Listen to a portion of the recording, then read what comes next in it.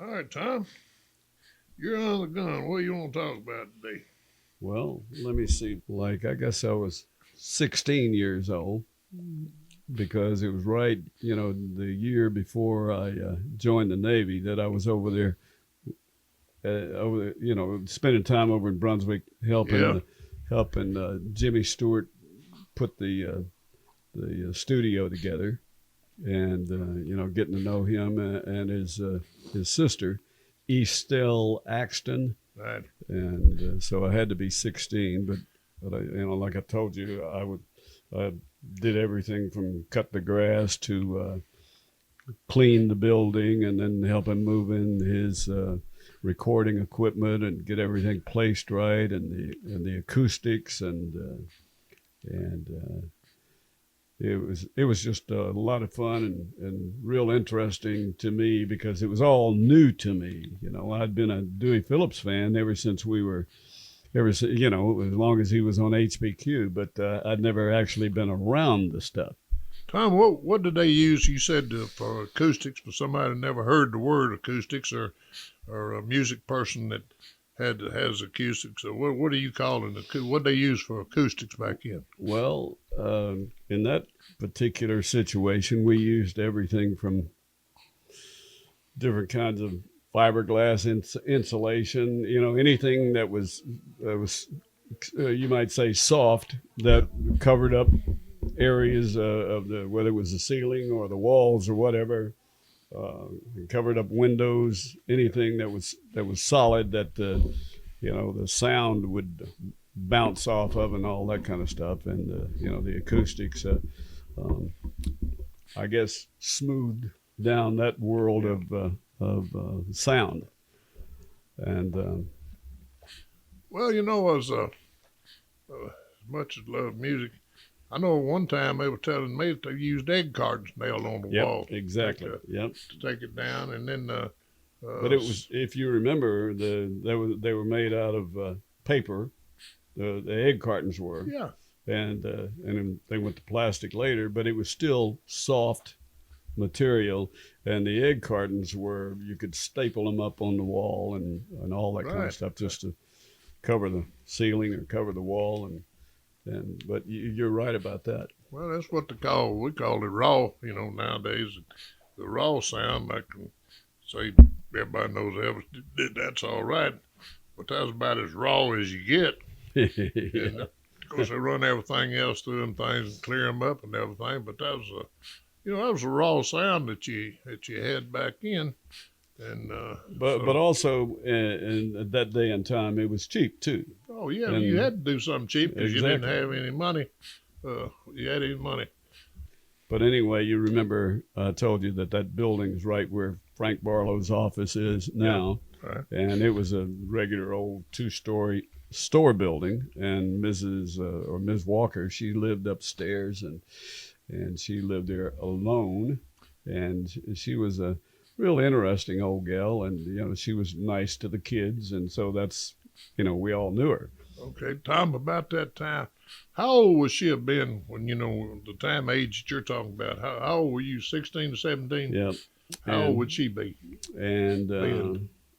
and I had known her probably close to 10 years at that time. Okay, Uh, but I would say she was in her 60s. it was at that Yeah, time. At that time. I would say 60s to possibly even in her 70s, early 70s at the when I was 16. Yeah. Okay, was she married? No. She never. Well, she might. I don't know anything about her past. I just know it was Ms. Walker, Okay, and I understand. and so I don't know whether she'd ever been married before or not. But I I know that understand. the preacher from down there was lots of rumors about she and the preacher, because he used to come and visit her every day, and I just remember his name was Brother Huckleby, Yeah, yeah. and he was down at the Baptist church, across the street from if I can remember the old man's name that had the garage, that had the bus company. Remember me telling you that story? A little bit there, but I was gonna say one thing that somebody that's ever lived in Brunswick, been through Brunswick, or anything. Tom, give 'em a rundown on the buildings or the businesses that you had, like when you was 17 there. Uh, what businesses did you have, or buildings, or cafes, or gyms, or whatever was in the city of Brunswick? Well, of course, mainly there was Mr. Vance Griffin's store where they had the post office was in the back of the store, and other than that, it was just a regular general store in the little town, and there was Benny Reed's little gas station and shop right across the road, Okay. and between Benny Reed's shop and Ms. Walker's store, which was right next to the railroad track, just to the south of these buildings, was Ms. Yarber's store. I don't know if you ever heard of Ms. Yarber. She was a little fat, crippled woman, and she had one arm that didn't work real well because she'd have to swing her arm up to grab the doorknob to open the door to go in and out of the store. Yeah. It was kind of, with kids watching that kind of stuff, it was kind of a lot of comedy about that, but that was part of the history. And then parallel to the railroad track, there was a street that went to the west along the railroad track, and between the road and the railroad was the gin and part of old depot, and on the north side of that street was the Shelton Brothers general store. And So if I understood and done some counting pretty good, which I never heard this, but if I hadn't counted wrong, Tom, that's 4 stores in a No. little city of. Well, it's actually, I think, Ms. Walker's Right. and Ms. Yarber's, but the main one was, of course, Vance Griffin's and Shelton's. Okay, so that's 4. Yeah, And so, my arithmetic has never been No, I know what I real was good, talking but I about. understand. them little old towns back in, and like at one time, they had 3 stores up there at Rosemark and And don't Thompson forget- Brothers. Don't forget the cotton gin. Yeah, and the cotton gin up there, and so we can tell you a little bit more about it. But that's awful. That's mighty interesting what you had. And Tom, as time I didn't have spend much time in Brunswick, and I had some dear friends went to school with it like everybody else. But there was a time a long time ago, for me anyway, that you had all these people and friends and everything in Brunswick, and we'd all go to school at Bolton, like me and you went to school. Now, Tom, I don't know as much about the gossip as you do, but could you enlighten us a little bit about the gentleman that everybody knows, name is still famous, about who came to visit at Brunswick once in a while? It's kind of a wide story. Most of that comes from my grandfather, who lived on and grew up on Jack Bond Road between Brunswick and Bolton, which is across the Loosahatchee River just north of Brunswick. But my grandfather worked for Light, Gas, and Water, which I guess was the water company back in the 1920s. But anyway, he worked for almost 50 years. He worked in the water department. He would ride the mule from there on Jack Bond over to the railroad track, and he would ride the train into Memphis and then catch the streetcar to go over to Light, Gas, and Water, where he worked. Well, at that time, the old man that you were talking about that had the St. Joseph aspirin, Yeah. well, he had a little shop on North 2nd Street. And of course, that was at that time my grandfather was a meter reader for the water department, and he and Mr. Plow and old Abe Plow, Yeah. he and Mr. Plow got to be good friends because he was in that part of town all the time. And then later on, when Mr. Plow got to be the big guy at St. Joseph Aspirin and lots and lots of money and a world famous Yeah. guy, he was on Mr. Barrett's bank board, and where Brunswick comes into that is Mr. Vance Griffin was also on the bank board. And what we were talking about with Mr. Plow, it was, one of the things that, stand out in your memory from being a kid I remember that after my grandfather retired, and he'd spend a lot of time sitting in the wheel in the rocking chair on the front porch, where my grandmother'd bring him a bowl of oatmeal and a cup of coffee and all that, and he would sit there and roll his Bull Durham cigarettes. So that's what he smoked. Oh yeah, Bull Durham. oh yeah. He said, you know how dry the Bull Durham was. It was like flakes of, Oh yeah, of I real smoked. thin. I smoked Bull Durham too. Yeah, well, he told me one time that he could roll a Bull Durham cigarette with one hand on horseback at a full gallop. I told him I'd like to watch that. Yeah, I would too. I would too. But anyway, what I was the main part of the story is that when I was a kid, Mr. Plow would come out to the bank board meetings once a month. And every time he came out, he would always stop to visit with my grandfather. And he'd sit there on the front porch and for 30 minutes or maybe an hour, according to how much time he had. And they'd sit there and talk about old times, and because I remember I used to kind of keep up with when this was going to happen, but there'd be this big long black car come up the driveway, and they'd park in the front of the house under this big oak tree, and the chauffeur was a pretty good sized black gentleman, and he had a uniform on that was striking, and the cap and everything looked like a general without all the gold on it. And he would hop out and he would run around there and open the door for Mr. Plow, and of course Mr. Plow would get out and he'd go up and sit down on the front porch with my grandfather, and the chauffeur would either stand by the car or he'd sit in the car and watch Mr. Plow. And anyway, after they talked for a while, he would get up and they'd, of course, shake hands or hug or whatever they was going to do and say goodbye. And then he'd walk back out to the car. And, of course, the chauffeur, he'd hop out and he'd be standing there with the door open. I don't think he saluted, but it was everything but the salute. Tom, are you talking about that? What age group at time with Mr. Plow and was that your granddaddy? How old were they at this time when they come up there to visit? They were in their 70s at that time. Yeah, at the time. Okay, there's several people that here a little bit, and they trying to figure out were they 70, were they 70 or 80 or 90 or whatever, Yeah, well, of course you got to remember this was in the 50s that we're talking about. Yeah, and. But that was always one of the things I look forward to. Well, I understand that, but as age get in there, who you talking to, and so forth, I had to somewhere. Well, one little tidbit about Mr. Plow though was here I was like.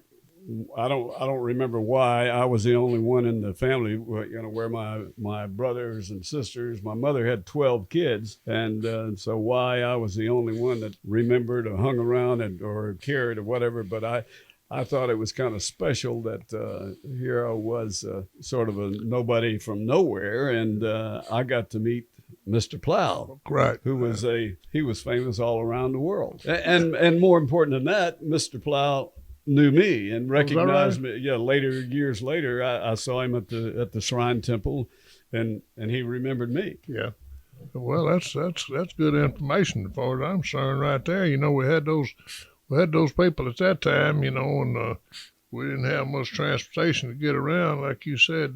One thing I was going to tell you, talking about the Loosahachie River down there. Boy, was about 2 or 3 years younger than me. Went to Rosemark, and then he went to Bolton out there after me. His name was Don. Well, Don. I remember his last name? Yeah, Clements. Don Clements is who it was.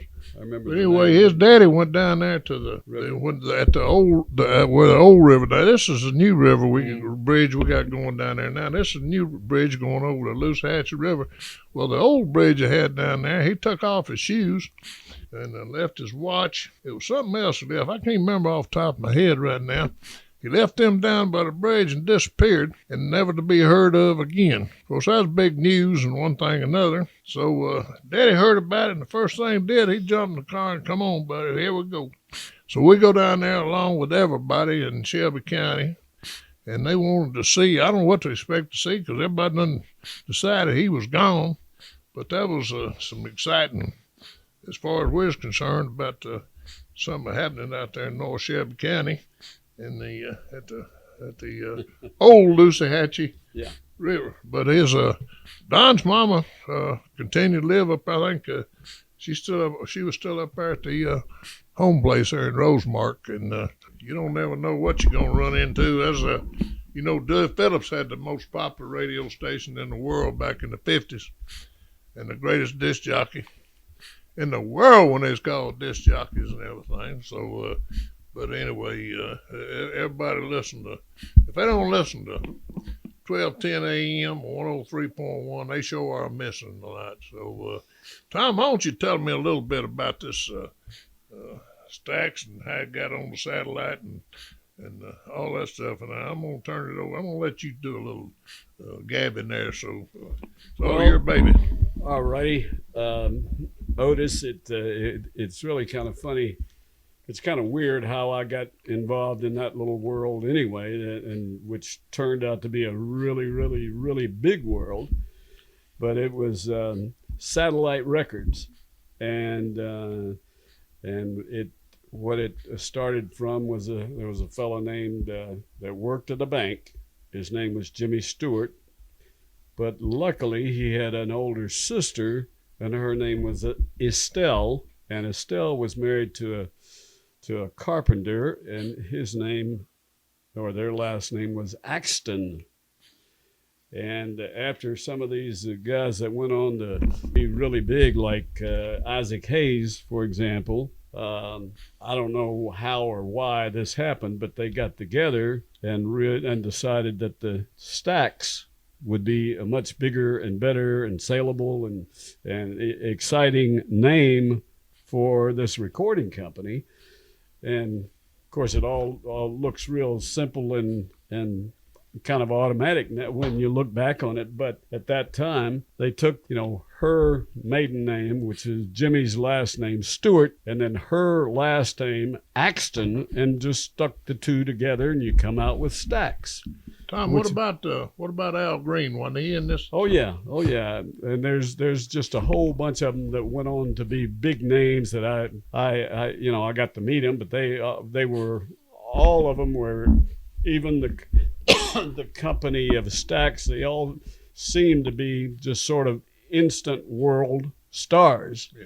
And they all got so big, and the company got so big, and of course they didn't stay in Brunswick, but I don't know how long, but it was a few years, and they moved, of course, to Memphis, to a better location, or what they thought was better location for a lot of reasons, and then of course Stax, as we all know, got to be really big. Yeah. What about when did they change over and become Satellite? Become Stax, you mean, from Satellite to Stax? That was in the early '60s, if my memory serves me right, and sometimes it does. Jimmy Stewart was he was a great guy, and it was amazing to come from the banking business to the recording business. And he knew what he was doing. He knew what he wanted, and obviously knew how to communicate with folks. And luckily, he had the big sister who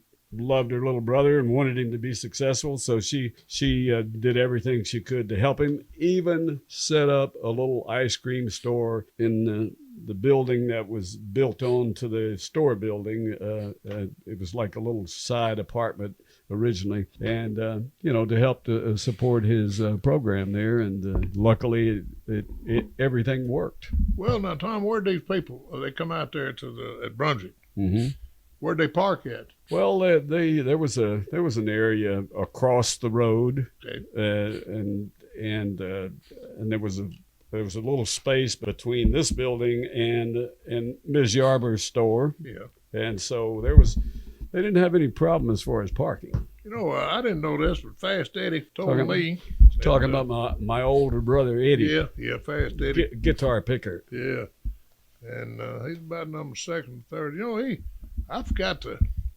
a lot of these people didn't know, but he went to school down there at that broadcasting place. I can't remember to learn how to be a disc jockey along with when Ed Bruce was down there, and he was training to be a disc jockey. And Johnny Cash was down there, and I can't think of the name, but it was down there, and that's where Eddie met them people. And of course, Fast Eddie was a guitar picker and singer, about the second or third, no more than the fourth best guitar player in Memphis. You know, they all jumped around from honky tonk to honky tonk. Eddie was right there with him. He knew everybody, and so he was. Sort of a communicator. Yeah, and all those things. But, you know, Fast Eddie told me up there on the hill, as soon as you get off 70 Highway, you get up there and said, man, on Sunday afternoon, said that barbecue and all kind of people come out there and sing. B.B. King used to come out there, and he named off 3 or 4. I can't remember who they were.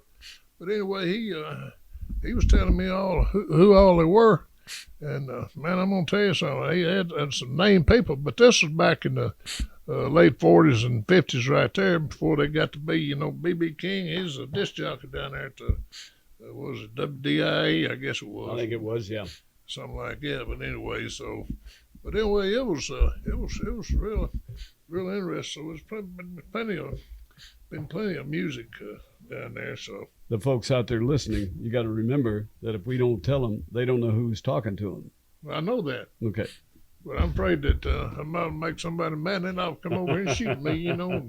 They don't know it's Otis Griffin. And, Otis Griffin. Yeah, you know, you know, Tom Watson. Yeah, and you know, we got some here. Tell me about your granddaddy on that killing hogs and family. How many kids in your family, Tom? Well, like I was saying, it's probably boring to a lot of folks, but my mother had 12 kids, and we grew up on my grandfather's farm out on Jack Bond Road, and that was about halfway between Brunswick and beautiful downtown Bolton. There you go. And he had he would kill hogs about at least once a year, and anyway, when you killing hogs, a lot of folks out there might remember that there's a lot of little jobs involved. And my grandfather, he would be on his day off, and when we killed hogs, and he'd have a job for each one of us to do. And when I'm jumping and hopping here, but anyway, like I said before, he worked for Memphis Light, Gas and Water. And you might remember another name. There was a fellow named Bill Killebrew that worked for Hart's Bakery and had a TV show, and I used to draw a lot of pictures. Well, when he was going to college, he worked at Memphis Light, Gas and Water, and he worked for my grandfather. Is that right? And when it was hog killing time, yeah, he would come out there, and this was, I mean, you know, it was a big thrill for us because we didn't have a TV, yeah. but we'd get to go to my grandfather's house, and he had a TV, so we'd get to watch it on TV. But anyway, Bill Killebrew would come out, and he always kept a big roll of butcher paper in his car, and he'd lay it, you know, tear a big piece off and lay it over, you know, either the trunk or the hood of the car, and he'd draw pictures. And I don't know where they are, but there's somebody in the family. You know how you right. collect photos and, right. and documents and all that kind of stuff. Right. Well, anyway, somebody in the family still got them, but I know there's a stack of paper with drawings where he, like I said, my grandfather had he had little jobs for each of us Yeah. on hog killing day. That's right. And it was, yeah, hell, it was amazing back then, but I wish I could find them. And with your cell phones, nobody would want to give them to me, but they'd let me take pictures of them. That's what I'd like to do, is take pictures of because they are real treasures. And it was, I don't know if anybody, I'm sure there's some folks out there remember the Bill Killebrew show. Yeah, I don't remember the name of it. It had a name. Cartoon Carnival or whatever. Well, I don't remember the name either. Yeah, it could have been because I remember. Oh, yeah. I think there was a show named Cartoon Carnival. It comes But from that. I but don't know. anyway, I remember Bill Killebrew. He worked for Hart's Bakery, and they did a lot of advertising. And Hart's Bakery was on Summer Avenue, and people used to go by there and get fresh bread Right. and and eat it like a sandwich or something. I did. But anyway, he just for promotion. He had some kind of a car, and he had the steering wheel where you couldn't see it, and the steering wheel was in the back seat, and half the time you couldn't even see him. But here comes the car down the street with no driver, Yeah. and it was kind of interesting and funny. And folks out there, I'm telling you, if y'all paying attention out there, this is the first time I ever heard this coming from Terrific Tom. So go on, man. You got my attention. Keep going. Well, it's funny how you remember things from the past, and Yeah. that was just one of them. And Bill Killebrew was a really nice fella, on top of being famous and local hero and all that kind of stuff. Kind of like we're talking about WHBQ and Yeah. Dewey Phillips. And Dewey Phillips, he was wild and crazy, but he was everybody's hero. Everybody loved him. I can remember being in the bank, one of the banks in Millington, up in the 60s, and he was working at one of the radio stations there in Millington, and I'd be down there cashing my check, and here comes Dewey Phillips. He'd walk in one door, and he'd just walk right across the floor and walk out the other door. Yeah. He'd get about halfway across there, and he'd say, "Anybody want to buy a duck?" Yeah. Or just something crazy like that. Oh. And like I said, he was so successful at what he did, and everybody loved him. Oh yeah, everybody loved him. He's everybody's hero. I know he had a few problems. I had his. Actually, Otis, I really believe that with his talent, Yeah. he would have been at least nationally famous and successful if Tom Parker could have had just a little bit of control. Right. If he'd had what I call a manager, Elvis had a manager. You can imagine. I don't know this more than anybody else, but you got to have somebody. There's too many avenues and too much going on, And man, if somebody had got a hold of him, and man, he'd have been like Tom was talking about. I mean, a national hero. What was that old boy up there that got in trouble for up in Cleveland? Alan Freed, And so we know about that. You got to have somebody to tell you what to do. If my mom and daddy hadn't been along there to tell me what to do, there ain't no telling. I'd probably be up there in Brushy Mountain somewhere. Since we got somebody that's kind of a historian around there, I had some questions about people come to you and ask about talk about some of the old times. Some of you might remember these things, but anyway, Tom, what can you tell me about the hilltop? Where was it located? Well, Otis, as I remember it, the hilltop was on the west side of 70 Highway between Brunswick and Arlington. That's right. And one of the biggest things I remember about the hilltop was they should have had a ring in there with a rope around it, but there's a lot of folks that like to fight and drink beer and of course chase the girls and all that kind of stuff. But they had a nice dance floor, but mainly. Well, they did a few other things in there that we're not supposed to talk about, especially on the air. But there was a lot of good fights up there. I luckily avoided them myself, but I saw a few. Yeah, another thing they had up there, which is back in quite a few years ago, man, they had good music. I'm not talking about some of this doctored up stuff that you run through and clean it and remaster it and all that kind of stuff. This was good raw music, but you'd go in those honky tonks and beer joints, and you go in there and man, they played good music and it was raw music, And like I say, you got the real deal. And there was another one that was world famous. I'm gonna let Tom tell you about what about the rodeo club? Go big boy, tell him about the rodeo club. Well, the rodeo club was on the same side of the road, a little bit south of the hilltop, and it was down at the little place they call Ellendale. Right. And I think Ellendale is actually part of Bartlett now. Probably is. But I don't know. A couple of the main things I remember about Ellendale was there was a tree growing up right in the middle of the building.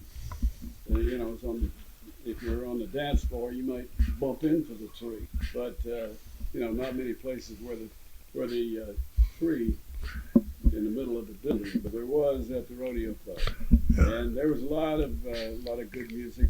And That's right. But those what people don't understand back then was that you find as good music as you're gonna find on TV or anything else. And you know, had all that, and that's one thing to be proud of. We didn't appreciate it at the time how good it was, but there was another one. I can't think what it was. Let me see if I can dig this up for a minute. Tom, you know anything about Leon's? you know, that's another. Now that was a real nice place where you know everybody's got a suit and tie, and the girls all beautiful. Yeah, is that right? Anyway, Leon was a friend of mine, and I worked for him for I don't know. A year and a half, 2 years, something like that. I worked the door. I would greet and seat the folks that come into the place. And had lots of fun. And they always had good music there. They had a good bar. And they had a kitchen. And not many people come in there to eat, but they had, like I said, good music and good dancing. And Leon was a great guy. Yeah. And he was also a Shriner, and so lots of those guys came in there. Yeah. And it was just another good spot in Memphis. Well, I know, Tom. I know for a fact that Fast Eddie, your brother, is a guitar player and singer, and he's been dead and gone on. And but anyway, he's a couple of years older than me. But anyway, he run around there with all that crowd.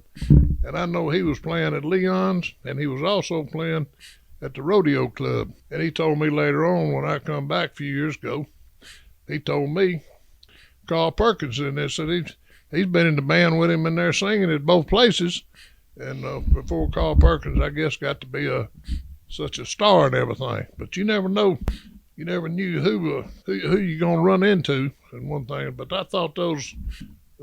Tom, I think that's pretty good.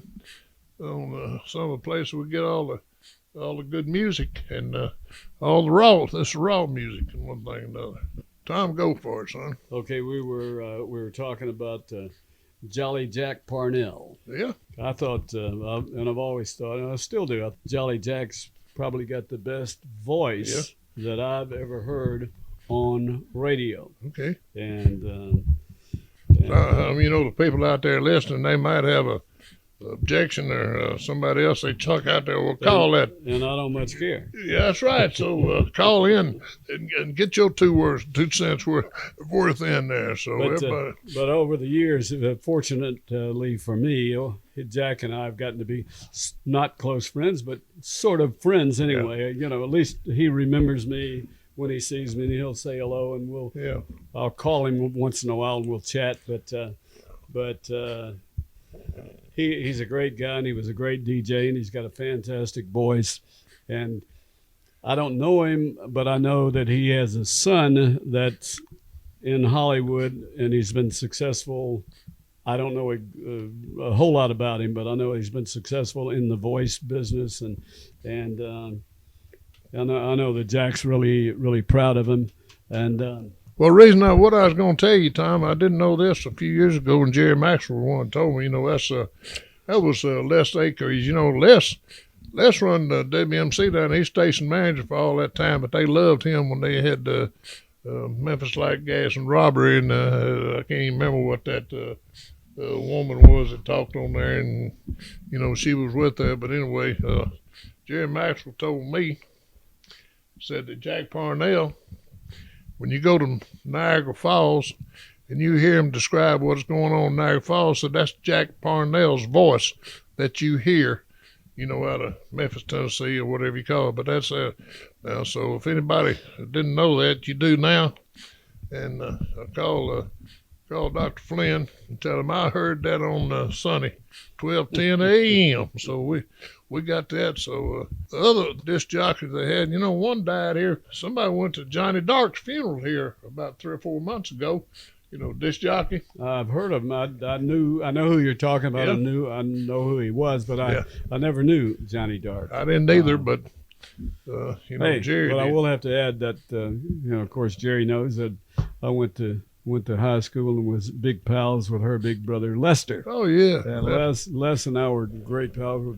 We even played golf together, or I played at it while he played golf, and had a lot of fun together. And he was a fantastic DJ and manager for the group of DJs that worked for him and took care of the shows at the Coliseum, all the concerts and all that, whereas he did good things to promote his DJs, and which I was very proud of him for that. Yeah. And I thought he was well thought of in the business, and he was very successful in the radio business. And also, Tom, a lot of people may not know this because those people stay in the background and they don't promote themselves as much. But anyway, Les Acree is in the Country Music Hall of Fame for being a manager.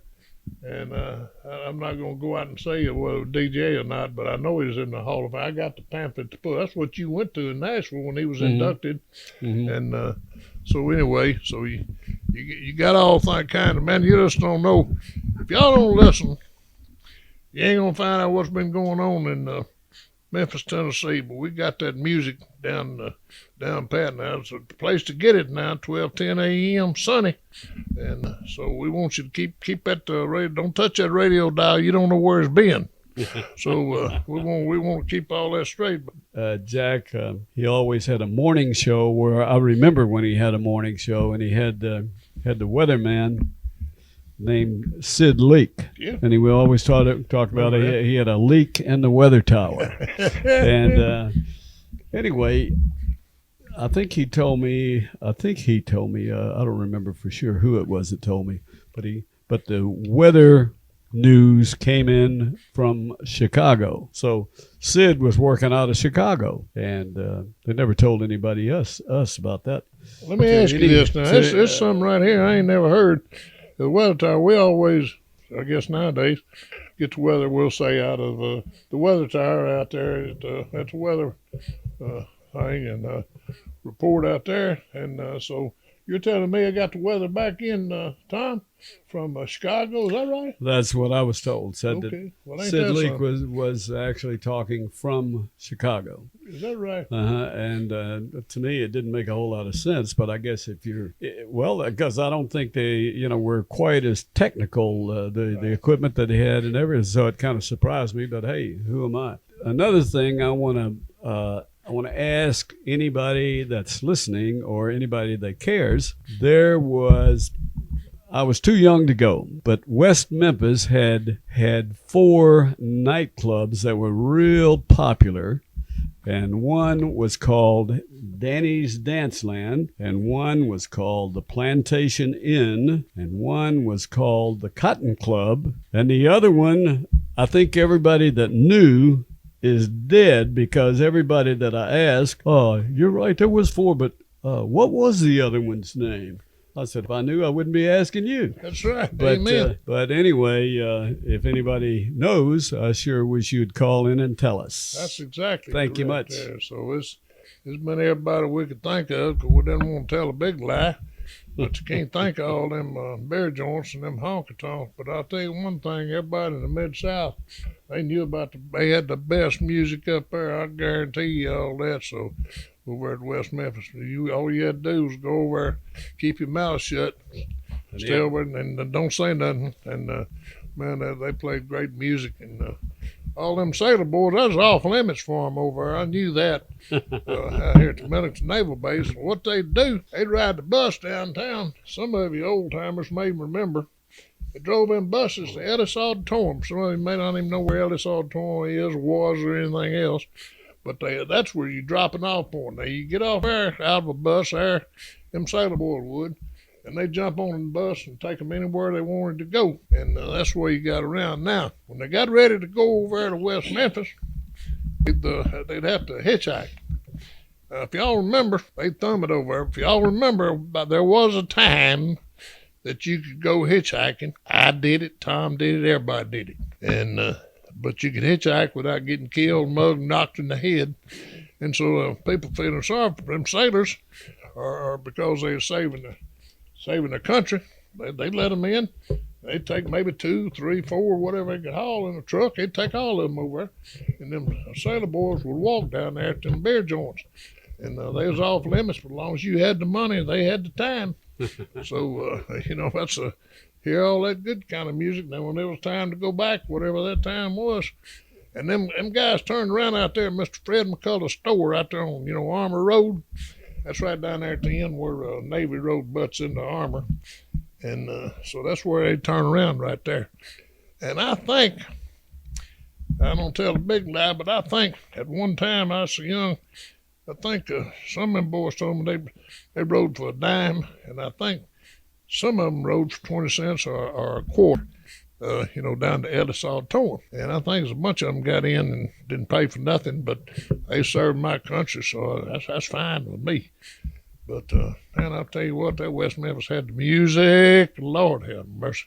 Bring a tear to a glass eye, I promise you that. And then they had that West Memphis racetrack over there, mud track. And so.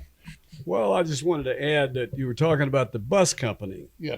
Well, a little bit earlier, we were talking about Brunswick, the little town of Brunswick. Yeah. And I've talked about Mr. Collum, who had this little garage and gas station right across the street from the Baptist Church in Brunswick on Brunswick Road. I understand. Well, Mr. Collum and his brother owned that bus company. They had a bus that ran from downtown Memphis to Collierville, one that ran from downtown Memphis to Barrettville. I didn't know that. One from downtown Memphis to Millington, Yeah. and also one from downtown Memphis to West Memphis. Well, they finally got to the situation where they didn't figure there was ever going to make any money. So they decided to sell the bus company. Well, one of their drivers talked them into letting him buy the company. And this particular driver that they sold the company to, his name was Fred Smith Sr. Is that right? And I ain't never heard that. And Mr. Smith developed this bus company. Apparently he saw what was wrong and he fixed it, and it evolved into Southern Greyhound. And another thing that you might remember, and of course he had a boy, I can't remember what his son's name was, but he from what I've heard, he put wings on those buses, and they're doing lots of other things. But anyway, on North 2nd Street, just on the garage, the bus for maintaining the buses was on between 2nd Street and I guess it was Front Street over toward the river. On the west side of the street was the bus garage, and on the right side there was like a little open area, and there was an old PT boat that I was told belonged to Mr. Smith. And anyway, he was remodeling it and making it into a yacht. Well, the boat disappeared, and years later, I went to work for an outfit in Los Angeles. And I was part of a sailing crew, and I was told that Mr. Smith had sold that boat to some guy out in Hollywood named John Wayne. Well, I knew that I was told again that on the sailing team that on the way out on this race, there was a race from just south of Santa Monica down to Ensenada, Mexico. Sailing out of the harbor, John Wayne lived right on this point, and he always came out and waved at us as we started the race. And sure enough, there was this guy that looked just like John Wayne with a glass of something in his hand and waving at us with the other hand. And believe it or not, there was this big boat which looked like pictures that I'd seen of what he called a wild goose. And it looked a whole lot like that boat that was up on 2nd Street. And so maybe that story's true too. But I know them boys rode them buses like that, and they had that. I ain't gonna get into all that dirt track stuff. Where, man, I tell you what, that was entertaining on us. If you go over there, I tell you who was the mouth of the South on that, and trying to be John Prolan was another one, and John broadcast the races going on out there. And somebody told me, and I don't know who it was. It might have been Ray White, I believe it was, but I'm not sure. That John Froden had an interest in one of them race cars out there. I don't know if that's true or not. Y'all call in. Somebody called me, and let me know whether they know whether that's true or something that I dreamed up or whatever y'all want to call it then. So it does sound good, don't it? Do you remember anything about that flight that was going on over at the naval base? actually, when I was sort of halfway behaving myself, I got out of the Navy, and I think it was like the end of '62, and I got married, and I was working in the barbershop on the south side of the Navy base, and on the weekends. And whenever I had the spare time, they had a flight school on the north side. Yeah. So, I always wanted to fly. And so I went over there and went through the flight school, and even had I guess I probably kept my license current up until maybe 10 years ago. So I figured any flying to do, I'd, go commercial or whatever. But when I was working for my cousin out of L.A., he had couple of airplanes and a helicopter, so I needed them back then. Okay, Tom, is this after you graduated from CBC? Oh, no. This wasn't, okay. No, this is back in I want everybody to understand at that time and everything. This is back in the time 60s. element. Okay, I'm just trying to make sure they understand out there listening. Well, I got divorced at the last of the 60s. They don't want to hear that. Oh, yeah, I hear you. But I was kind of proud of it at the time. No, seriously, I got divorced in '69. And I had the GI Bill, so I wanted to use it. I always wanted to be a lawyer, so I had to get some kind of a degree to get into law school. So I understand. So anyway, and I was lucky enough to get into Christian Brothers and graduated in December of '75. Man, that's a smart school right there. I promise you that. Not everybody can get in there. That's a hard school, smart school. Well, I don't know about all that, but I met a lot of nice folks.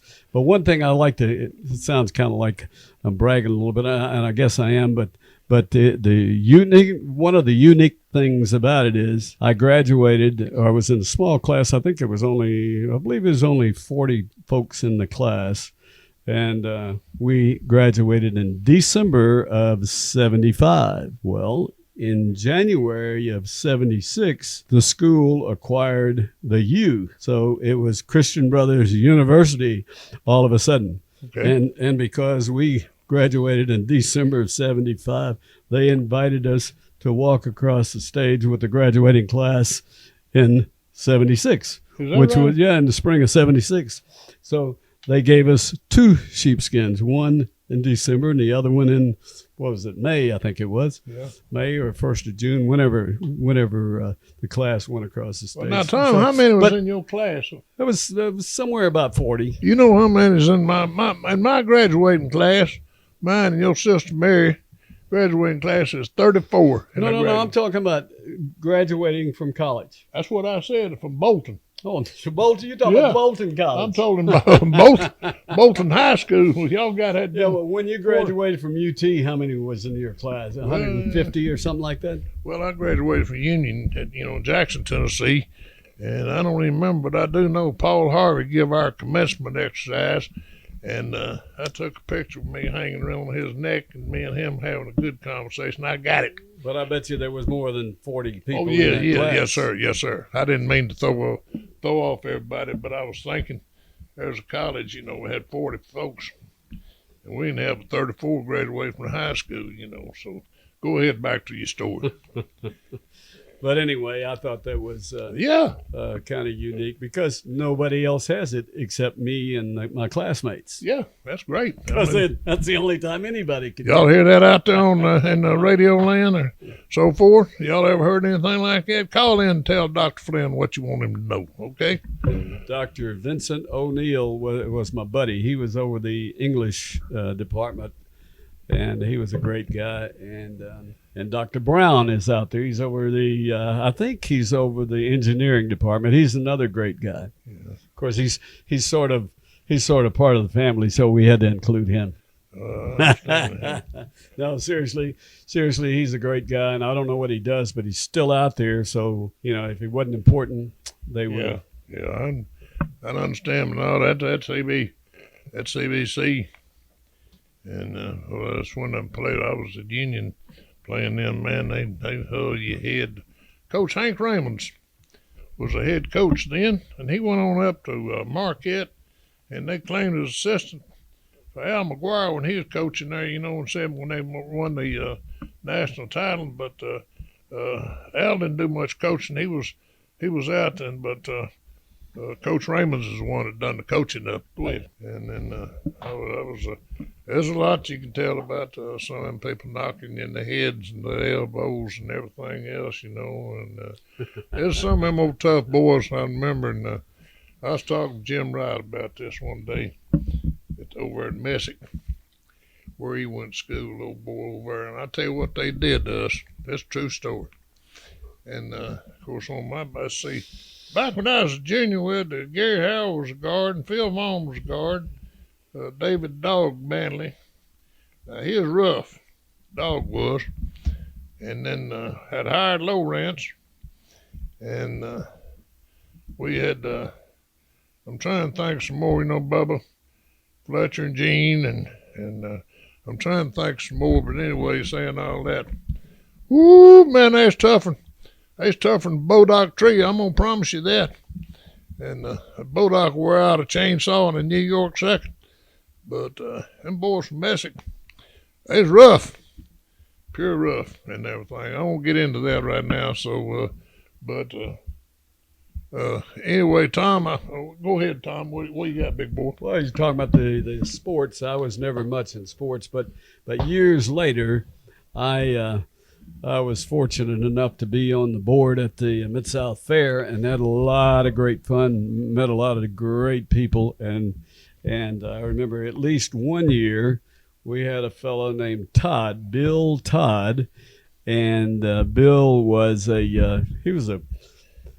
didn't know it at the time, but he was a famous coach at was it Kingsbury? Yeah, okay, Kingsbury. And he went on to be He's some tough. kind of big wheel in the Department of Education and all that, but all I know about him, I would have never been on one of his teams anyway because I couldn't do all those things. But he was one terrific fella, and I remember one night that there was a big concert. It was during the fair, and there was a big concert at the Coliseum. And at the end of whatever the show was, it was, they had a packed house and all those people coming out of the Coliseum back into the fairground area. And we had his golf cart, and we were parked right in the middle of the street, just where all the people had to walk by us or around us. And it seemed like out of all those thousands of people, that it seemed like every other one had to stop and say hello to Coach Todd, and right. He was a fantastic guy and just a really, really good guy to be around. I enjoyed. I started to say working with him, but we had more fun. It was a whole lot more fun than it was work, as far as I was concerned. It was a lot different time back in. It's a kind of a shame, Abel, how much he did for the community and everything, and. So being everybody knew him and everybody wanted to hug his neck and help him any way to do anything in the world for him, and there was a whole lot of people. And but anyway, those things you don't see much of that anymore. it just don't. He was definitely very well loved guy. He was a proud guy to be around.